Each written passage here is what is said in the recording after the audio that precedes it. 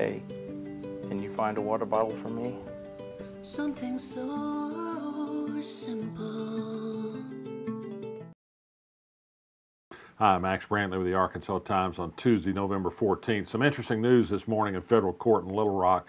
A settlement agreement was filed in a major class action lawsuit that challenged practices in the county's hot check court in Sherwood. That's Pulaski County, the largest county in Arkansas. A class action lawsuit alleged that it was essentially a debtor's prison. If you didn't pay your fees, you got new fines added on. People could never work their way out of them. They'd go to jail periodically, an unending series of payments that they never could bring to an end. Well, the Lawyers Committee on Civil Rights filed suit over this. They were joined by the ACLU, but a federal judge threw this case out of court in July, said that there were jurisdictional problems. There were some state claims that needed to be considered first. The parties kept negotiating, and today they produced a settlement. Nobody's going to get any money. There'll be no damages. There'll be no lawyers' fees. But there's a massive list of new conditions that are going to be followed in the hot check court in Pulaski County, beginning with you can't be assessed fines for anything beyond the case that was at the core of the hot check case brought against you. You're going to have to be provided counsel. You're going to be allowed to have open court. There are any number of new protections for people who come into this court, and it's going to be something near justice. You can work off fines with community service. You can only be sent to jail for willful violation of a court order. A lot of good things, a good outcome from that case. It needs approval from the federal judge before it's finalized, but it seems likely that that will happen. Big news in Washington today. Jeff Sessions, the Attorney General, is before Congress. Republicans want the Justice Department to investigate Hillary Clinton, her emails. They want to investigate a uranium sale deal. They want to investigate all sorts of things. Anything to turn attention from the investigation of Donald Trump and his clear cooperation by his campaign with Russians during the 2016 presidential campaign. Sessions has indicated he will look at these things. That's been viewed with alarm by people who think that Donald Trump's about to politicize the Justice Department. Sessions said he'd have to be guided by the facts. So far, there aren't any facts bringing anything close to circumstantial evidence to begin new investigations of Hillary Clinton, whether on emails or uranium or anything else. But there was a hot session today in Washington. Check the news coverage tomorrow for what might have happened.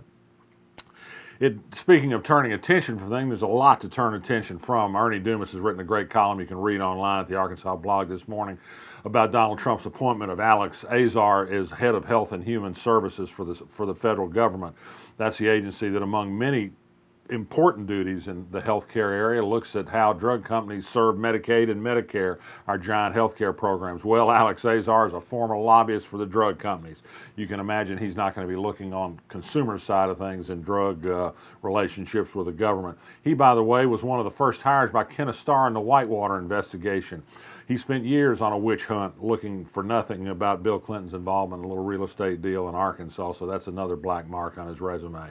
KTV tonight is going to report at length and has been reporting during the day today on a dozen new deaths at the state prisons that appear to have some linkage to the use of K2, a very dangerous drug that's become a drug of choice among many inmates at the prison. This follows our own Jacob Rosenberg's report on the rise in K2 incidents in the prison. It's a hard drug to detect both in use and in autopsies, but there's a clear problem at the prisons.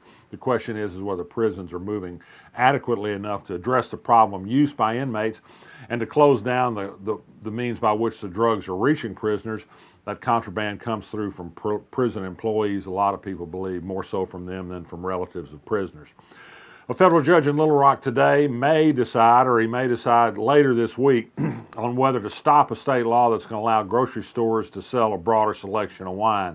In Arkansas now, grocery stores can sell only Arkansas wines or so-called small batch wines. A new state law allows them to stock any wine they want. Liquor stores, if sued to challenge this law, they say they don't have to, that is, grocery stores don't have to meet all the rules they have to meet to be permitted. Federal judge is going to decide whether to enjoin that or not. My comment on this is Arkansas's alcohol beverage laws are a crazy mishmash of special interest protectionism. It'd be nice if we opened up to a free market. It would be a better selection and lower prices if we did, but I also know that's not likely to happen anytime soon.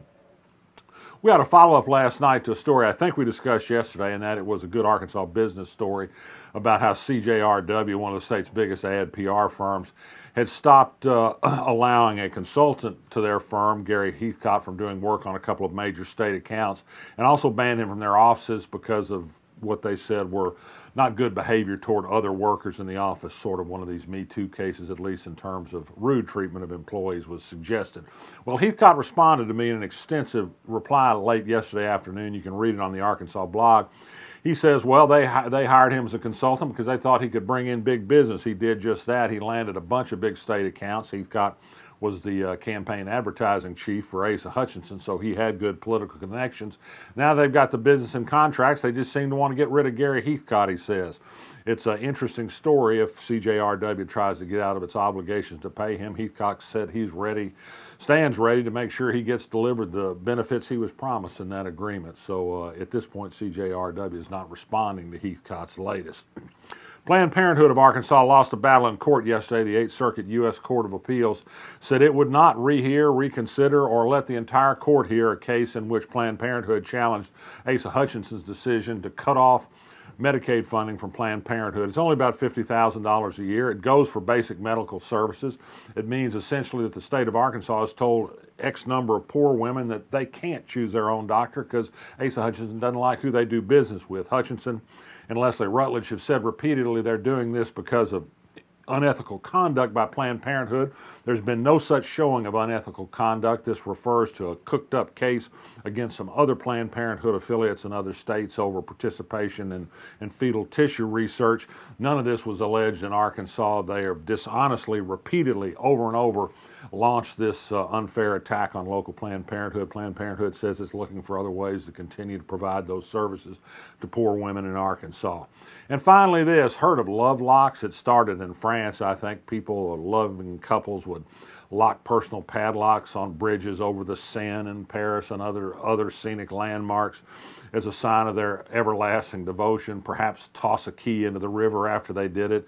Of course, the locks would remain even after the relationship sometimes broke up. Well, they started doing this on the Junction Bridge, the pedestrian bike bridge over the Arkansas River in Little Rock, and the bridge authority's gotten tired of repainting and all the problem, and it's also an eyesore to have all this stuff stuck on your bridge. They're going to have them all removed beginning Wednesday and paint the bridge and not allow any more to be placed there. No more love locks on the Junction Bridge, but love lives on anyway, doesn't it? Resist. That's my message. I'm Max Brantley. I'll be back tomorrow.